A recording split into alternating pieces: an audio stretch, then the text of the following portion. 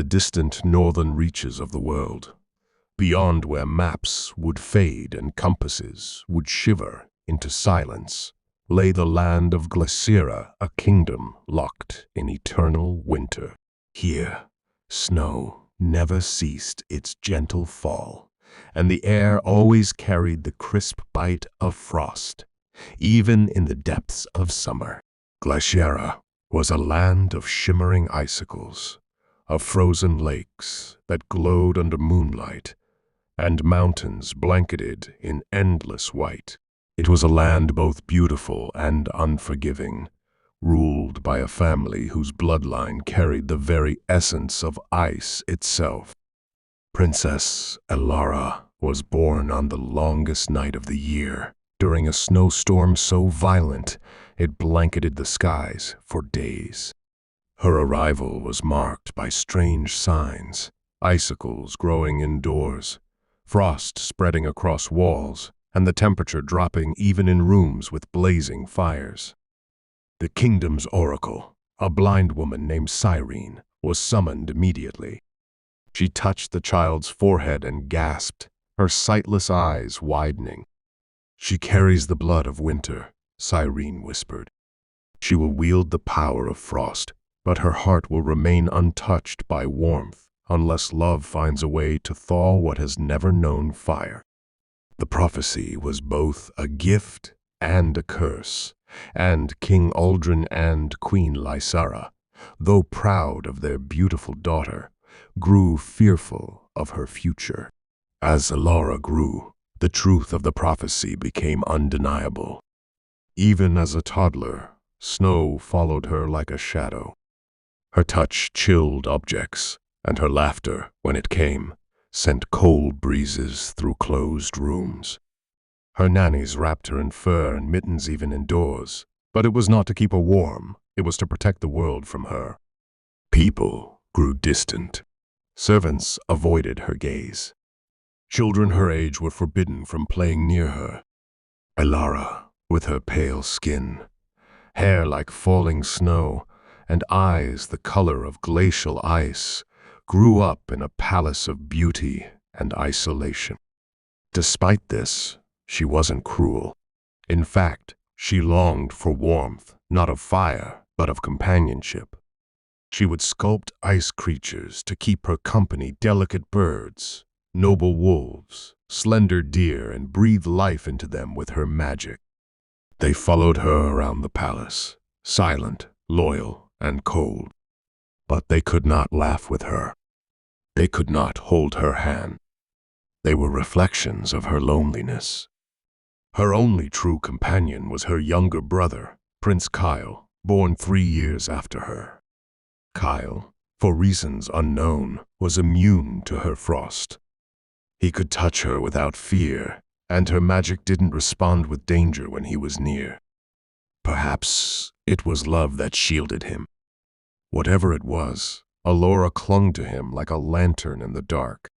"Someday," Kyle would say as they watched snowflakes swirl outside her window, "someone will come who isn't afraid. Someone who sees you, not just the ice." Elara would smile faintly. "That someone doesn't exist, Kyle. Not for me." But the hope he planted in her heart never truly died. As she reached womanhood, Elara was celebrated for her beauty and feared for her power.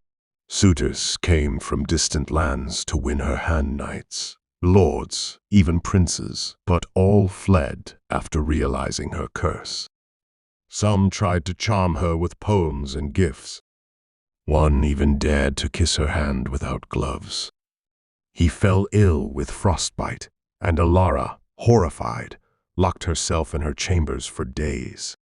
She began to believe the curse more deeply than ever. Her power wasn't just a part of her, it was her.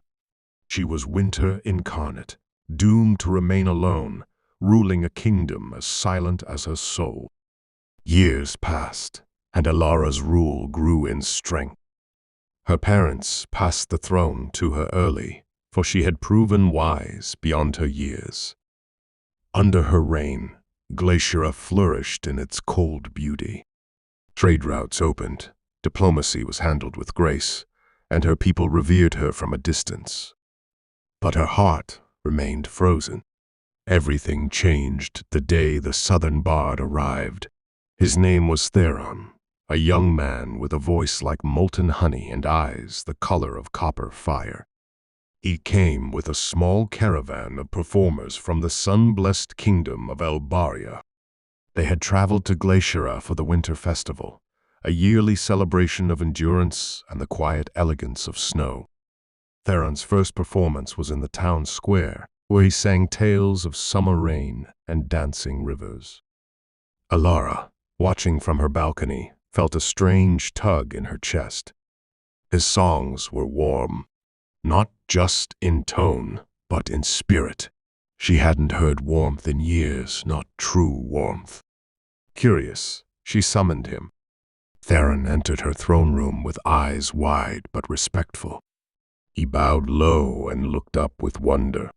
"You are as they say," he said, "more beautiful than winter itself." Elara blinked. "And yet you don't tremble." "Why should I? Snow is only cold if you don't know how to dance in it." It was the first time someone had spoken to her as if she were not a weapon or a legend, but a woman. Theron remained in the palace, longer than any guest before him. Elara found herself drawn to him, and against her instincts, began inviting him for long walks in the snowy gardens, or to join her in the library where she read forgotten tales. Theron would bring his lute and sing softly, watching her with eyes that held neither fear nor pity. "Do you not fear me?" she asked him one night as the stars reflected off the palace's frozen domes. "I fear being forgotten more than I fear you," he said. "You may be winter, Elara, but you're still searching for spring." His words touched a place she had buried long ago. She didn't know what love felt like. But this was close. As weeks turned into months, the castle changed. The cold halls seemed less biting. The air grew clearer, as if her magic responded not to her will, but her heart. For the first time in decades, the northern lights danced without storm. Her people began to smile more, wondering what had changed in their queen. But not everyone was pleased. Oracle Cyrene, now ancient, returned from her seclusion. She sought audience with Elara and Theron together. "You are playing with fate," she warned. "If the ice in your heart breaks completely, the land that thrives under your cold may die. Glaciera is tied to your sorrow. Your power is not just a gift, it is a chain, and love may break it." Elara's hands trembled. "You said love could thaw me." "Yes," Cyrene said, "but if your heart thaws fully, Glaciera may fall to ruin. The balance must be preserved." The choice was cruel. Elara could save herself, find happiness, perhaps even love, but risk her kingdom's future. Or she could continue as she was, cold and eternal, but secure in duty. Theron looked to her. "You must decide," he said quietly.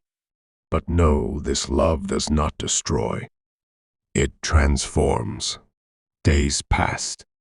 Elara avoided Theron. She tried to suppress her feelings. She refused his songs. Her magic turned sharp again. Snowstorms returned, but her heart ached more than ever. Then Kyle fell ill. It was sudden, a fever that burned with unnatural fire. The healers were baffled. No magic could ease his pain. Elara, desperate, sat by his side, holding his hand. He was slipping. In her agony, she cried not ice, not snow, but true, warm tears. And in her arms, Kyle stirred. Her magic, once bound by ice, changed. It no longer froze. It healed. It protected. It became a force of both winter's strength and love's gentleness. Kyle recovered. Elara finally understood. Her power had never been meant to isolate. It was meant to evolve. It had been caged by her fear, not her nature. She had misunderstood the prophecy. Love would not destroy Glaciera. It would remake it. She ran to Theron and told him everything. They embraced for the first time, and she did not freeze him. In his arms, she felt warmth, and within her, the storm finally broke. Seasons began to return to Glaciera, not harshly, but in balance. Winters were still long, but springs now kissed the valleys. Flowers bloomed through frost. Rivers ran freely, even under snow. Elara and Theron ruled together, not just as queen and consort. Legends say that their love brought the sky closer to earth, that their union melted not just a heart, but the boundaries between cold and warmth. And each year, on the first day of spring, the people of Glaciera gather to sing a ballad written by Theron. She was born of snow, carved in frost and fate, feared by many, but love would not wait. He came with fire, but not to burn, to show her that even ice can yearn. Now she walks where springtime grows, a queen of warmth, of thawing snows. The ice still sings beneath her feet, but love has made her heart complete.